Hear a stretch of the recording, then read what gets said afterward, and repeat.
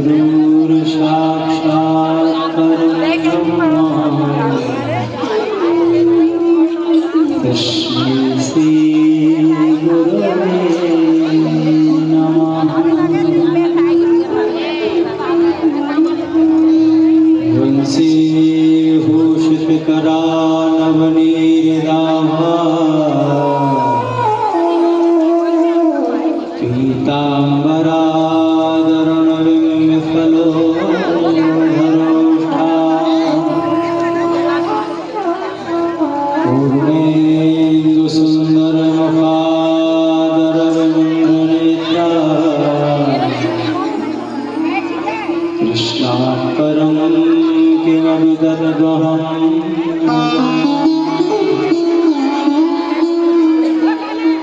अतिरिक्त बलधाम है सेनादेहम् धनुजीवन किसानं ज्ञानिनां शरण्यम् सकल गुण निधानं वानराणां भीषणम् रघुपत प्रिय भक्तम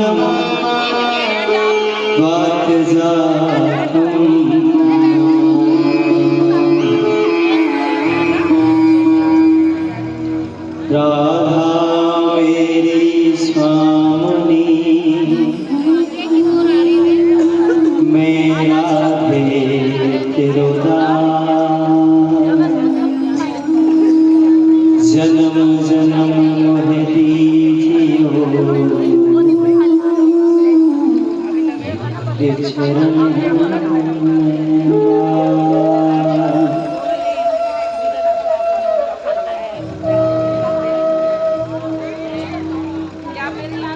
बोलिए वृंदावन बिहारी लाल की,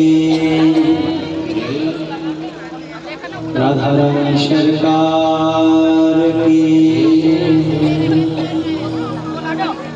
अनंत बलवंत हनुमंत लाल की, सर्वदेवमयी गौ माता की, राजा रामचंद्र भगवान की, सच्चे दरबार की, भैरव बाबा की, चौकरावरी बाबा की, जय जय श्री राधे, जय जय श्री राधे, जय जय श्री राधे। द्वारिकाधीश की आइए दम अपनी वाणी को पवित्र करते थे भगवान राम कीर्तन के साथ में। मध्यांतर के बाद कथा में प्रवेश करेंगे।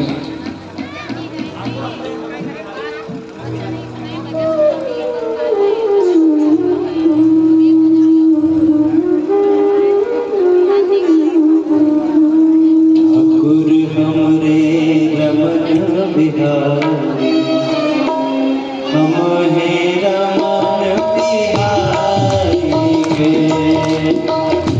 ठाकुर अपने रमन बिहारी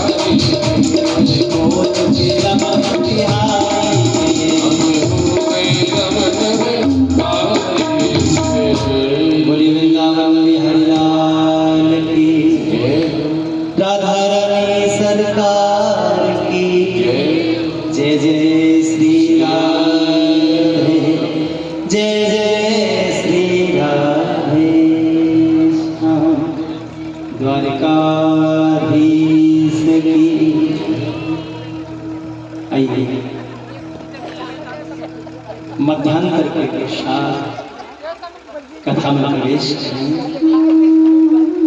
इस प्रकार से महाराज राजा परीक्षित ने कलयुग को जो स्थान दिए, अभ्यर्थी तस्तदा स्थान हमने करो दो, 4 स्थान दिए। और जब 4 स्थानों में कलयुग संतुष्ट नहीं हुआ तो मीठा बोला, एक स्थान और दे दो ना साहब। तो जो बड़े आदमी होते हैं, दयावान व्यक्ति होते हैं, उनमें दया भी बहुत होती है। और महाराज एक स्थान स्वर्ण में भी दे दिया। लेकिन शास्त्र कह रहा है कि सोने में तो भगवान का वास होता है, और यहां लिखा है कि सोने में कलयुग वास करता है। बिल्कुल सही, सत्य बात है। ये दो बातें कैसे होंगी महाराज?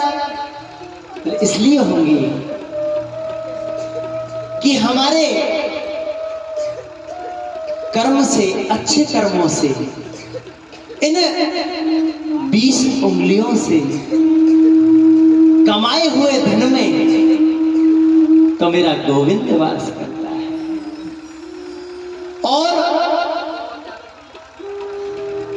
जो पाप से, अन्याय से, दुराचार से, दुर्भाव से जो धन कमा के घर में लाया जाता है, उसमें कलयुग ही वास करता है महाराज, कलयुग ही वास करता है। इसलिए कोशिश करो, प्रयास करो कि हम हमारी मेहनत का पैसा खाने लगे। संस्कार बिगड़ जाते हैं साहब। हमने ऐसे ऐसे लोगों को देखा है, इतना धन, इतना वैभव, कभी कभी तो छापा पड़ जाता है तो महाराज नोटों की गड्डियों में आग लगानी पड़ती है, जला देते हैं। और महाराज इस धन से हम जो चिपके हुए रहते हैं, धन की 3 गति होती है, चौथी गति कोई है ही नहीं। दान, उपभोग और नाश, ये 3 गतियां हैं महाराज, चौथी गति है ही नहीं। और 2 जो गति है उसके ऊपर हमारा अधिकार है, क्योंकि दान हम अपने हाथों से कर सकते हैं और उपभोग हम स्वयं कर सकते हैं। लेकिन जो तीसरी गति है महाराज, ये दोनों कार्य आपने नहीं किए, तो मैं इस त्याज मन से आपसे निवेदन कर रहा हूं, उस धन का नाश हो जाएगा महाराज, नाश हो जाएगा। आपके रखे हुए उस धन को भी साथ में लेकर के अपराध से कमाया हुआ जो धन है महाराज, वो धन आपके संचित धन को भी ले जाएगा और धन का नाश हो जाएगा। इस प्रकार से राजा परीक्षित ने उस भाव से, दया भाव के कारण स्वर्ण में कलयुग का वास दे दिया। और कलयुग का वास होते ही महाराज आज परीक्षित ने जो मुकुट पहना है वो जरासंध का मुकुट था। जरासंध से जब मल्ल युद्ध हुआ था, जब मेरा अर्जुन, मेरा गोविंद और भीमसेन जब युद्ध किया था महाराज, और उस मल्ल युद्ध में जरासंध को मृत्यु को प्राप्त करवा दिया महाराज। तो उससे जो मुकुट था, पहले जब राजा कुछ जीत लिया करते थे, उस जीतने के पश्चात उसके गवाही के लिए, उसके प्रमाण के लिए महाराज उसके मुकुट को ले आया करते थे।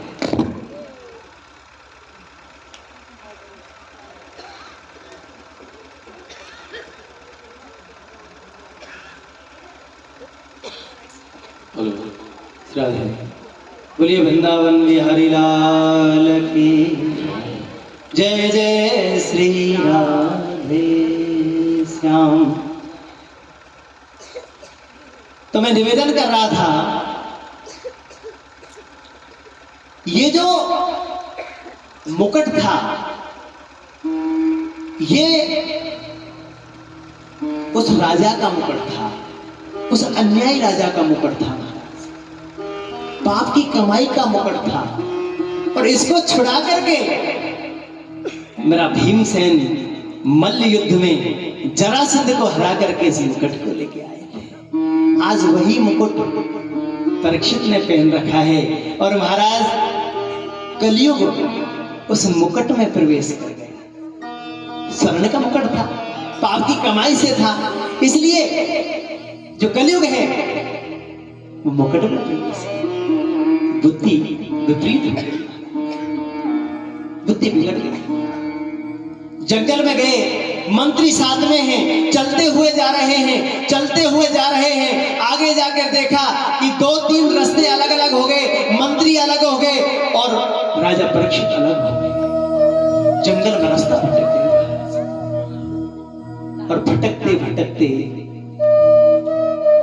और महाराज एक आश्रम दिखाई दिया। राजा परीक्षित प्यास से बेचैन हो गए, तृष्णा लगी, मुझे जल चाहिए। और महाराज समीक ऋषि की कुटिया में समीक ऋषि और ध्यानस्थ अवस्था में बैठे थे महाराज, जिनकी वृत्ति अंतर्मुखी हो चुकी हो, कितने भी नगाड़े क्यों न बज रहे हों, कितने भी धुनी विस्तारक यंत्रों से आवाज आ रही हो, जिसकी वृत्ति अंतर्मुखी हो चुकी हो महाराज, उसको पता नहीं रहता है बाहर क्या हो रहा है। वृत्तियों को अंतर्मुखी बनाइए महाराज। आज राजा परीक्षित समीक ऋषि की कुटिया में पहुंचे हैं, ध्यानस्थ हैं, ध्यान में बैठे हैं। और राजा परीक्षित ने आवाज लगाई, अरे महाराज, आपके देश का राजा तुम्हारे आश्रम पे आया है, तुम्हारा कर्तव्य है, मैं यहां का राजा हूं। कौन बोल रहा है? राजा परीक्षित बोल रहा है। वही परीक्षित बोल रहा है जो महाराज कितना दानी है, संतों के चरणों का दास। राजा परीक्षित क्या भाषा बोल गया? अरे ऋषि, तुझे पता नहीं कि मैं इस देश का राजा हूं? और जब राजा आता है तो क्या करना चाहिए? उसके स्वागत में पलक पावड़े बिछाने चाहिए। अच्छा, ढोंगी मालूम होता है? मुझे देख करके ध्यानावस्था में बैठा है, ऐसा भाव आ गया। किसके प्रभाव से? उस मुकुट में कलयुग वास कर रहा है और उस कलयुग ने राजा की बुद्धि को भ्रष्ट कर दिया महाराज, भ्रष्ट कर दिया।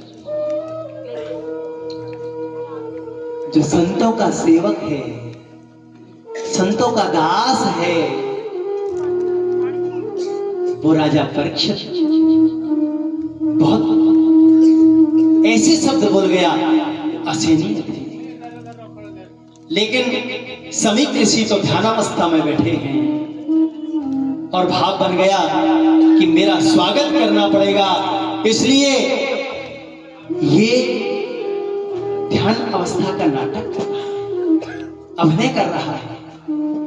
और महाराज वहां एक सर्प पड़ा था,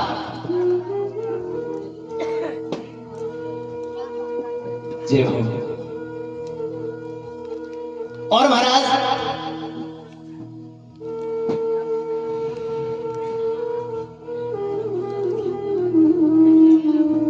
एक सर्प वहां पड़ा हुआ था और उस सर्प को राजा परीक्षित ने अपने बाण से उठा करके और समीक ऋषि जो बैठे हैं ध्यानावस्था में, उनके गले में डाल दिया। ऋषि तो अंतर्मुखी, जिनकी वृत्तियां अंतर्मुखी हो चुकी हो, उनको क्या पता क्या हो रहा है, पता ही नहीं था महाराज। परीक्षित को तो पता ही नहीं, परीक्षित ने जो किया समीक ऋषि को तो पता ही नहीं क्या हुआ। और राजा वहां से आ गए। वहां शिष्य जो थे, उनका जो पुत्र है श्रृंगी, और श्रृंगी को पता लगा कि आज मेरे पिता के गले में ये सर्प किसने डाला है। आहा, और पता लगा महाराज कि यहां राजा परीक्षित आए थे, और परीक्षित ने आपके पिता के गले में ये मरा हुआ सर्प डाल दिया महाराज। दृश्य बदल गया महाराज। हे राजा परीक्षित, तू अपने आप को बहुत बड़ा राजा समझता है। मैं तुझे श्राप देता हूं कि आज के साथ में तुझे जो सर्प डाला है, यही तक्षक सर्प तुझे डस लेगा महाराज। तेरी मृत्यु हो जाएगी, तेरी अकाल मृत्यु हो जाएगी महाराज। ब्राह्मण का वज्र चल गया।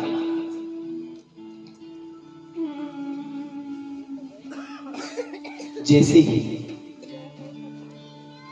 समीक ऋषि ध्यान से बाहर आए, पता लगा क्या हुआ है।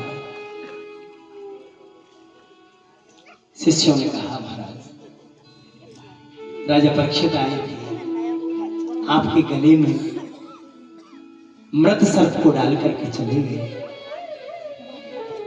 लेकिन आपके पुत्र श्रृंगी ने उनको 7 दिन में मृत्यु का श्राप दे दिया। समीक ऋषि के तो नेत्रों में आंसू के पनारे निकल पड़े। अरे बेटा, ये आपने क्या किया? अरे ऐसा दानी, ऐसा यशस्वी, ऐसा योग्य राजा, अरे बेटा तुमने अच्छा नहीं किया, तुमने बिल्कुल अच्छा नहीं किया। तुझे ऐसा तुच्छ अपराध के लिए तूने इतना बड़ा श्राप दे दिया राजा को। अरे बेटा, जंगल में हम सुरक्षित अगर महसूस करते हैं तो उस राजा की वजह से करते हैं। हम भजन करते हैं, यहाँ कीर्तन करते हैं, ध्यानावस्था में बैठते हैं, हमारी पूरी सुरक्षा की जिम्मेदारी राजा ने ले रखी है। तूने ऐसे राजा को श्राप दे दिया, तूने बिल्कुल अच्छा नहीं किया बेटा। और महाराज गौरमुख नाम के शिष्य को भेजा है महाराज राजा परीक्षित के पास। गौरमुख ने समाचार दिया कि राजन, समीक ऋषि के पुत्र श्रृंगी ने आपको 7 दिन में मृत्यु का श्राप दे दिया।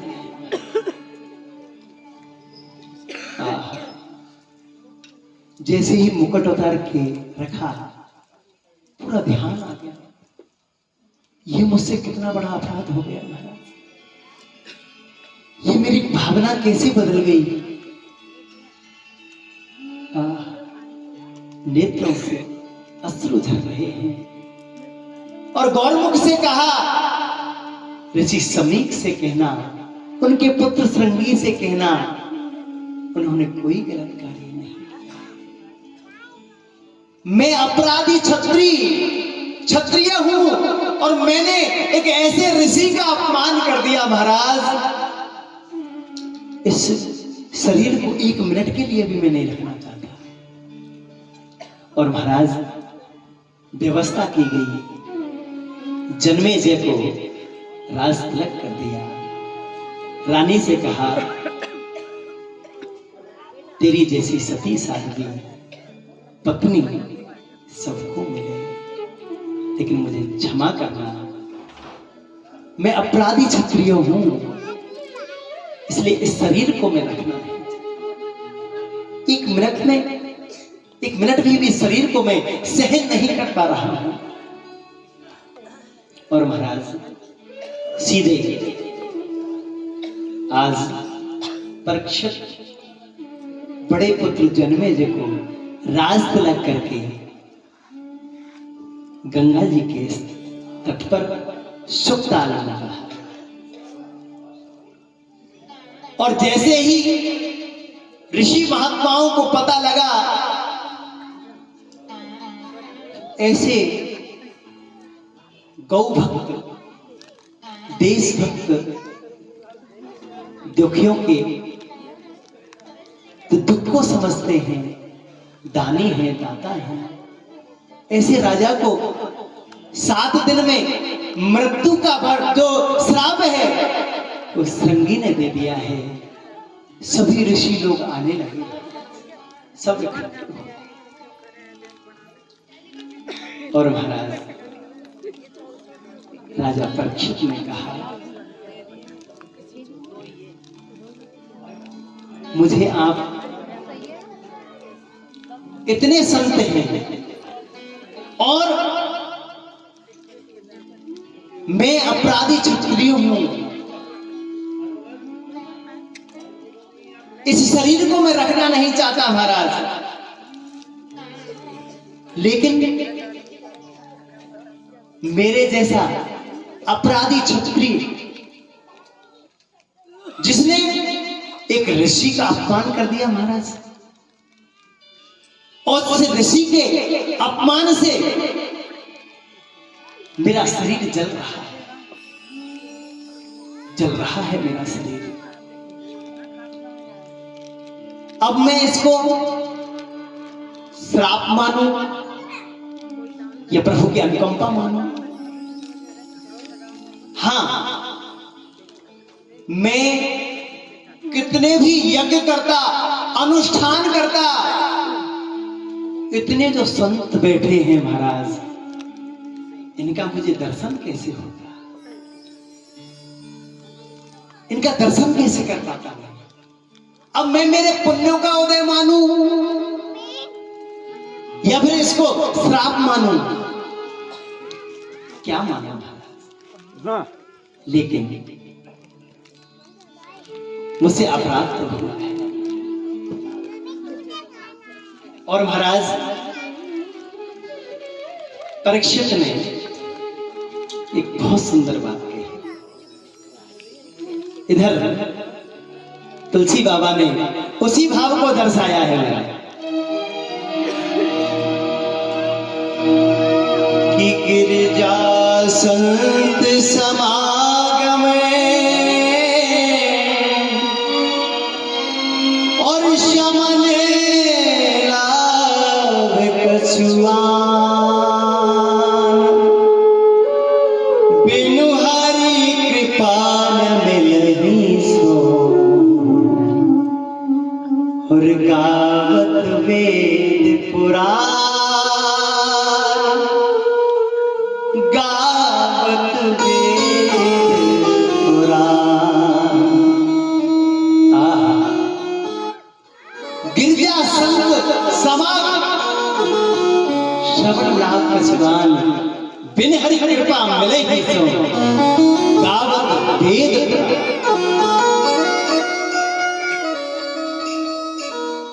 कैसा भाव है? ये सहज कार्य थोड़ी है। और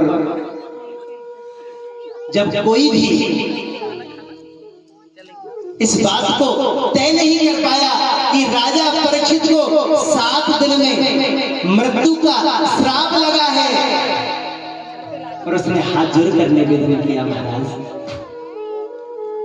इस शरीर से अपराध हो गया है और मेरे पास में 7 दिन है, लेकिन एक बात बहुत सुंदर है, इस दुनिया में कोई भी व्यक्ति ये नहीं कह सकता कि अगले क्षण मेरे साथ में क्या होने वाला है। लेकिन मैं परीक्षित इस बात को गर्व से कह सकता हूं कि 7 दिन तक मृत्यु मुझे वर्ण नहीं कर सकती महाराज, वर्ण नहीं कर सकती। क्यों? कि एक ब्राह्मण का ये कहना है, एक ब्राह्मण का ये मुझे लिया हुआ एक प्रकार से महाराज मैं तो कहूं ये श्राप नहीं है, ये वाणी के द्वारा उनका जो वज्र चला है, मैं दृढ़ विश्वास से कहता हूं ये ब्रह्म वाक्य है महाराज। और ब्रह्म वाक्य जनार्दन है। ब्रह्म के वाक्य, ब्राह्मण के जो वाक्य होते हैं महाराज वो जनार्दन के वाक्य होते हैं। मेरा गोविंद, मेरा नारायण बोलता है ब्राह्मण के मुख से महाराज। अगर ब्राह्मण ने कह दिया इसलिए मुझे 7 दिन मृत्यु वरण नहीं कर सकता, ये मैं कैसे करूं? और जब ये निर्णय कोई नहीं कर पाया कि 7 दिन में ऐसा कौन सा व्रत करवाएं, ऐसा कौन सा उपाय करवाएं, ऐसी कौन सी तपस्या करवाएं, ऐसे कौन सा पाठ करवाएं महाराज जो 7 दिन में इस राजा परीक्षित को मोक्ष मिल जाए। जब ये निर्णय कोई नहीं कर पाया तो महाराज मेरे गोविंद ने सुखदेव जी को आदेशित किया, ये राजा परीक्षित तुम्हारे शिष्य बनने लायक है, इसकी मृत्यु को उजागर करो। और यही राजा परीक्षित मेरे गोविंद ने जब अस्त्र रूपी वज्र चला था तो अस्त्र से उसको काटा था। आज ब्राह्मण रूपी मंत्र रूपी वज्र चला है तो ये भागवत रूपी वज्र, इसको भागवत रूपी जो मंत्र से इसको भ्रष्ट किया है, भागवत रूपी मंत्र से काटा है। अस्त्र से अस्त्र करता है और मंत्र से मंत्र करता है। मंत्र के माध्यम से जो श्राप दिया है महाराज उस श्राप को मंत्र से ही काटा जा सकता है। इसलिए मंत्र में वज्र चला है तो मंत्र से काटा है। और सुखदेव जी के बाबा परबाबा वशिष्ठ भी बैठे हैं। ये वशिष्ठ जी जो है ना महाराज ये सतयुग में भी थे, द्वापर में भी थे और अंत समय जब यहां परीक्षित बैठा है प्रथम पंक्ति में वशिष्ठ जी बैठे हैं। और आहा एक अद्भुत वेश धारण करके मानो मेरा गोविंद स्वयं सुखदेव बनकर आ रहा है, सुखदेव बनकर आ रहा है। राजा ने भगवान से निवेदन किया, प्रभु जब आपने मेरा जन्म उजागर कर दिया अब मेरी मृत्यु को भी उजागर करने के लिए पधारो गोविंद, मृत्यु को उजागर करने के लिए पधारो। क्या देखते हैं? दिगंबरम वस्त्र विकीर्ण केशम, क्या स्वरूप है? ध्यान करिए उस छवि का, उस छवि का ध्यान करिए, कैसी सुंदर छवि है कि दिगंबरम वस्त्र विकीर्ण केशम प्रलम्ब बाहु समरोत्तमा श्यामं सदा पितृवयोगिलक्ष्म्या स्त्रीणां मनोज्ञं रुचिरे स्मितेन। आहा सुखदेव जी का स्वरूप देखिए महाराज, कितना सुंदर स्वरूप है मेरे गोपाल का। मानो स्वयं मेरा राधा रमन, स्वयं मेरा मधुसूदन आज सुखदेव जी के वेश में आ गए। क्या दिगंबरम, दिगंबर है, दिगंबरधारी है जिसके शरीर पर कोपिन के अलावा कोई वस्त्र नहीं है। दिशा ही जिसके वस्त्र है मानो, दिगंबरम दिगंबरम वस्त्र विकीर्ण के सम। दिशा ही जिनके वस्त्र है। प्रलम्ब बाहु समरोत्तमा।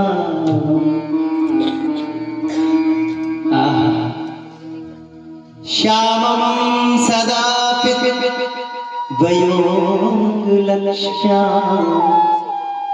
स्त्रीणां मनोज्ञं रुचिरे स्मिते।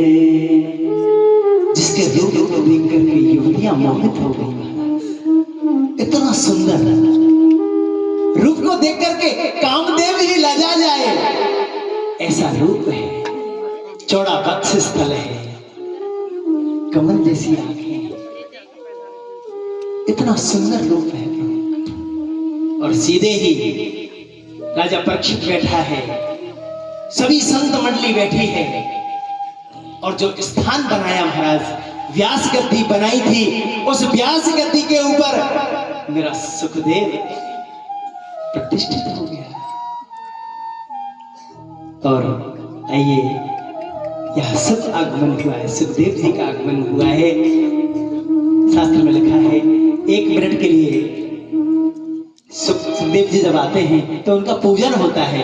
आइए बड़े भाव के साथ में आप नाम संकीर्तन सुनेंगे और इधर सुखदेव जी का पूजन चल रहा है। जय हो।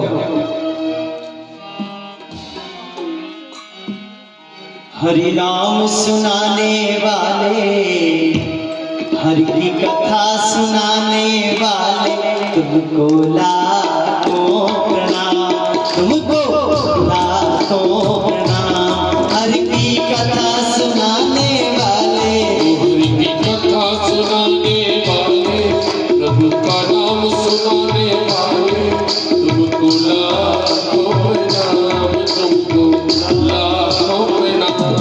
हरि की कथा सुनाने वाले, हरि की कथा सुनाने वाले, तुमको लाखों प्रणाम, तुमको लाखों प्रणाम। तुमको लाखों प्रणाम, तुमको लाखों प्रणाम। हम ढूंढ रहे थे वन में, बल खोवे थे तन में। हम ढूंढ रहे थे वन में, बल खोवे थे तन में। हम ढूंढ रहे थे वन में, बल खोवे थे तन में। हम ढूंढ रहे थे वन में, बल खोवे थे तन में। ढूंढ रहे थे वन में, बल खोवे थे तन में। हम ढूंढ रहे थे वन में, बल खोवे थे तन में। वो राह दिखाने वाले,